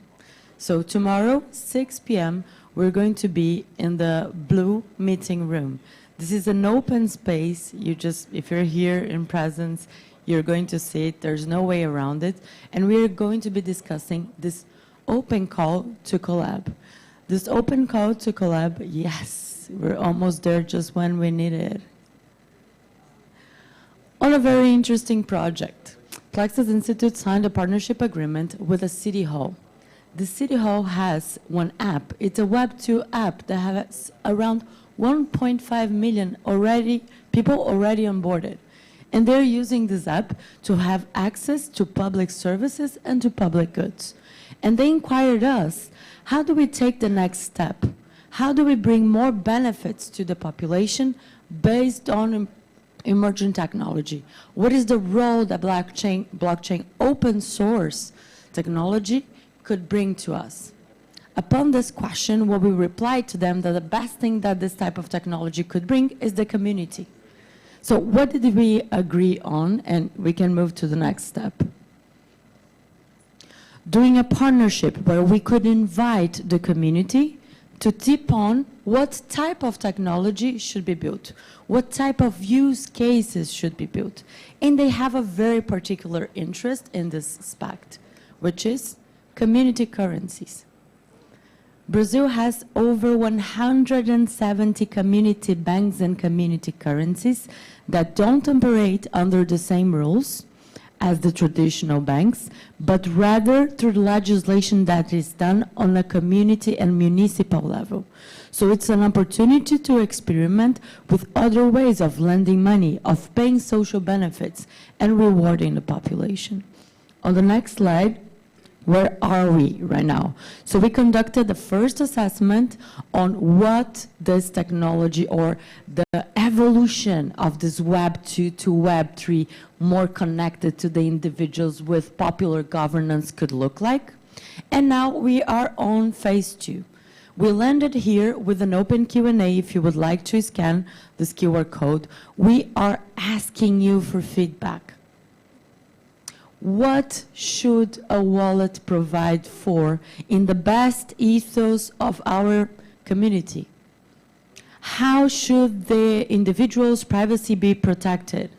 What are the best governing rules of a community currency? What is the backing that is needed, and what type of economics should this initiative be focused and aimed at? After we are done analyzing these responses, they are going to become a public collaborative study. The municipality has agreed to host a pop-up city and do a regulatory sandbox so we can all explore with this opportunity, feeling safe in a very nice environment. So if this topic is of interest to you, please meet me and other fellow people, 6 p.m. at the Blue Meeting Room. Without further ado, let's continue to our Q&A session. I would like to invite the moderators to take place here again with me. Maybe give them a round of applause just so that feel excited of coming back here. Please, moderators, take your seats. Yes, we have the first courageous one. This woman is actually from the municipality that we signed a partnership agreement with. Yes, let's have Bruno back. We still have one chair. Who is the missing moderator? Yes. Amazing. So let's start with you, the audience. Does anybody have an interesting question to pose to this amazing group of people? Come on, it's been almost 2 hours. If you are here, you really like us. Can I start with her? Well, my question is actually on the board behind you. It's a philosophical question, just given that we're quite a few years on from the Panama Papers and the end of Swiss banking secrecy, and so I'm curious what your thoughts are on the future of privacy in banking, especially given how the entire push of blockchain has been about transparency. Thank you. Yeah, I will say from the banking level, because I'm not a banker, but from my experience talking to all of the banks, I think permission blockchain or permission messaging layer is a must, because you have to keep like the information safe within the banking system. But how it can break the boundary like between the permission blockchain and the public blockchain, for example, Plume, permissionless blockchain, how we can pass the yields or accept the assets from them is that basically the interoperability tool. So I would say the privacy should be strict, and that's how all of the banks can protect users' privacy and also can match with the requirements of SEC, MAS, HKMA. But I think on top of that, or like to pair with that, we have a lot of solutions in the blockchain space. Like for example, like bridge, messaging layer, relay network. We have a lot of solutions that can actually bring the good assets to the blockchain, or actually get the information out from the blockchain. And also, I think like ZK Proof can be a very good solution because it can be selectively disclosed on any kind of information that you want to select and provide for the MAS or any kind of regulators. Yeah. So happy to add on. So I think even before we go into the technology, just from a regulatory perspective, or even just from a very general perspective, I think the view is that some information has to be kept private and confidential. So for example, in a lot of countries, you have like Banking Secrecy Act that looks at, the preserving the confidentiality of this information. And even before that, just GDPR, for example, around privacy, of personal identifiable information. So I think from that perspective, privacy is paramount. There is no, you can't even debate that. Yeah. So yeah, just from that perspective, I think, you can't have any, there just really isn't any way else around privacy. Having said that, so from a technology perspective, there are really different means of dealing with this need for privacy, especially when it comes to personally identifiable information. The general approach is don't even think about storing it on blockchain, because like what Hart was mentioning earlier, the whole idea around store now, decrypt later, you could have it encrypted today, you have no idea what will happen to it 5 years, 10 years from now. So the general approach is PII, we wouldn't even think about storing on blockchain. The next level is really what sort of information do we need private, to keep private or confidential. Again, some of these things was mentioned earlier in terms of like, maybe certain information are market sensitive. If they are market sensitive, they might be sensitive for a couple of years. So from that perspective, you probably need to keep it secure for that number of years, while on the other hand, PII, they are pretty much confidential forever, which is why you wouldn't want to store them on blockchains. Yeah.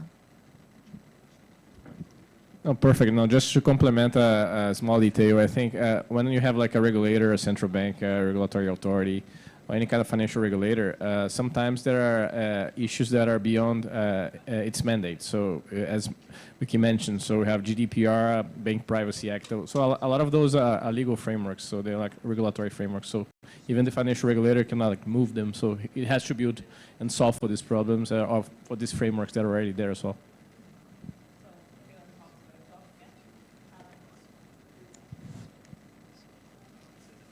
So my add-on would be that I think like the future is complex, and I think it will be platforms in different levels of privacy. So I think there will be applications from different levels. But yeah, I think like in general terms, like the solutions that we will contract for banks or for similar things in the future, in general, there will be privacy. Yeah. Awesome. So we also have a second question on the screen, but I also wanted to give the opportunity for the people who are in here. Anyone else? It's a quick question. WeeKee, would you ever consider, moving the JP Morgan chain as a roll-up on Optimism and joining the super chain or any other like roll-up stack? Have you gotten offers?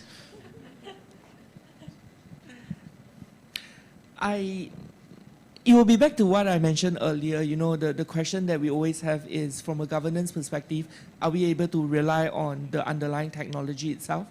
So, I mean, we are definitely looking at roll-ups because we see there's a lot of usefulness, partly from just a scalability perspective as well.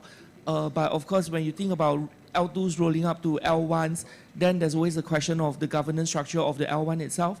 So, I mean, you mentioned one of the networks, but if we could be thinking about any other of the public blockchains, we still have the same governance questions that we had. So actually, I just had this discussion with like a couple of tech folks, I think last week or the week before. So, you know, if we are not able to rely on the governance of deploying directly on L1s, the same would still apply. We wouldn't be able to rely on, you know, rolling up to that particular L1 itself. So that's just a high-level view around what we are able to and what we are not able to based on like current regulatory or current interpretation of regulations and the governance of these public blockchains. So maybe to the second question that we have on the panel, what's the biggest potential risk of CBDC? For institutional banks, how would using a CBDC in a blockchain-based platform change the transaction fees, the traditional transaction fees for banks? Okay, I will start with that. So broadly, I would say that we generally view CBDCs and commercial bank money as complementary. Abhi over there, he can probably share a lot more from Patio perspective. But I'll just share from my own perspective of having seen it from both sides. So on the central bank side, I started working on multi-CBDC projects. Very quickly, we realized that we wouldn't, from a policy perspective, central banks doesn't want to widen access. So if they are not widening access, they always need commercial bank to act as an intermediary from, say, a KYC, AML controls perspective. And because of that, eventually the ledger become a two-tier ledger. You have CBDCs, you have commercial bank money. Now, if we look from the other perspective, which is from bottoms up, Patio perspective, we started with a commercial bank money, essentially like US dollar that are through JP Morgan as a settlement bank. But again, very soon you'll realize that from that perspective, you know, they're just, you always end up with the need for multiple settlement banks. So example is, let's say for example, Sing Dollar, you have DBS as a settlement bank for Sing Dollars. But what if one of those clients is not using DBS Bank, but using another of the local banks like UOB, for example? So then the question is, if you have multi-settlement banks, how do you enable settlement across these settlement banks? CBDCs again become a very natural solution to that. So we have seen it from both sides. The eventual landing point is really a two-tier kind of architecture on a common blockchain itself, where you have both CBDCs and commercial bank money. One of the biggest blockchain projects out there by central banks today, Project Agora, I think there's like 7 central banks and I think over 40 financial institutions. This is actually the specific use case that they are exploring, having both CBDCs and commercial bank money on a common platform and how we're able to use that to improve cross-border payments. So broadly speaking, I would say that they are complementary. We don't see a lot of competitive elements to it. We think that it will definitely make payments a lot more seamless, but I don't think it will significantly disrupt how payments is being done today. Yeah, just to complement that, when you talk about CBDCs, there are like different versions of CBDC initiatives, and there are different dimensions as well. So WeeKee was mentioning the international dimension, so cross-border CBDC rails, right, multi-CBDC arrangements, but also there are like countries such as the ones we mentioned in Brazil that are deploying infrastructure, blockchain-based infrastructure, that's thinking actually beyond payments, because a lot of those countries already have payment rails, instant payment rails, already have data with open finance and open banking. So they were like thinking what would be like the next chapter. So like creating an infrastructure, an ecosystem that can leverage emerging technologies such as blockchain and enable broader tokenization of economy. So we're talking in specific situations, specific CBDC initiatives, more about RWA, tokenization of securities, of financial assets, of the capital markets, not only like the payment side. Of course, the payment leg being like a deposit, tokenized deposit, or a CBDC for the wholesale side is very important for the DVP. But the asset part, I think, is the one that's being pushed, and it's the actual goal in specific CBDC initiatives, mostly on the domestic level. Unfortunately, we are running out of time, so I would kindly ask, maybe the two of you to say a few last words prior to us giving the word back to Bruno. Oh, sure. So a little bit comments on that. So I think CBDC is a great way for cross-border payment. And also on top of that, we were talking to some of the project like from Project Sample. They are actually figuring out how they can pass the yields back to the CBDC holders. So I think like partnering with maybe some blockchain partners can make it more flexible, globally. Yeah, just a little bit comments on that. Yeah. Yeah, my final comments are related to financial inclusion. So we still have 1.4 billion people that are financially excluded. And if you look at the last 10 years, technology was a main driver that help a lot of people, not this 1.5, but not 1.4, but other people, to be financially included. So I truly believe that these new technology are unlocking new possibilities to financially include people, either CBDCs, PIX in Brazil or other ones. So I think it's good. And on the other ones, once more the invitation to join us tomorrow, 6 p.m. for talking about the community currency that brings the possibility that builds upon what you think it should be the best avenue to bring goods for a population that it's awesome. Bruno, now handing back to you. In the name of everybody, I think we thank you for the opportunity to be here. Please, your final words. Oh, perfect. Now, just want to thank everyone for spending the last 2 hours after 5 panels, like of an intense debate with us. And we are pretty open to have like some discussions after the panel. And I think I had an awesome time. Also want to thank all the panelists, many of them that flew to Bangkok to be here today and presenting to you. So, and thank you for the Ethereum Foundation and Devcon team, Skylar, Nathan, and all the gang for letting us have some fun with you guys for the past 2 hours. It was incredible. Thank you so much, guys. Have a nice one, and I hope you enjoyed Devcon.